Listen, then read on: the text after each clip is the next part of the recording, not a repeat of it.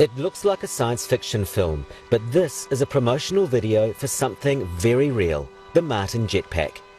Able to reach heights of almost 250 metres and travel at over 70 kilometres per hour, this is a new age for the jetpack. And for its creator, it's the result of decades of work, sparked by his favourite childhood TV shows. I discovered the Bell rocket belt, which is the famous one that wasn't lost in space.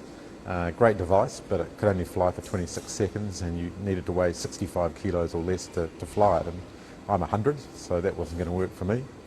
So began his hobby as a student, developing in a garage, years of mathematical calculations, prototypes and strategy. I'd done a lot of reading on inventors, where they'd been correct and where they'd been wrong, discovered most of them failed on the business side of things. So I got a job in the pharmaceutical industry and sales and marketing. By 1998, I had a prototype that was powerful enough to get a lightweight pilot off the ground. So my wife very generously volunteered to strap into the jetpack 6 weeks after the birth of our second son, so that was very brave of her. And I had to run the engine quite highly stressed, and I'd calculated that we had about 4 minutes of engine run time before the engine would blow up, so I was more relieved than anything else. This video attracted investors, his hobby finally a job.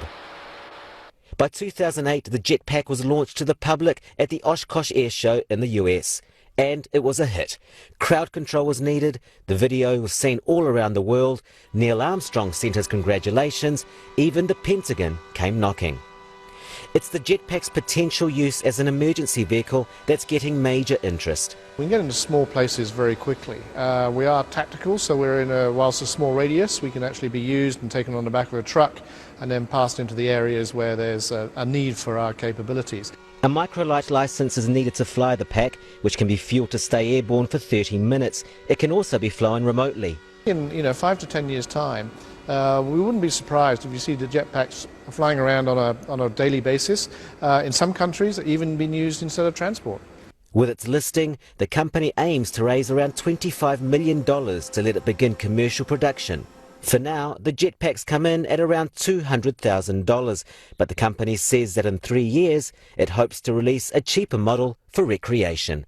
Mauricio Olmedo Perez, BBC News, Christchurch, New Zealand.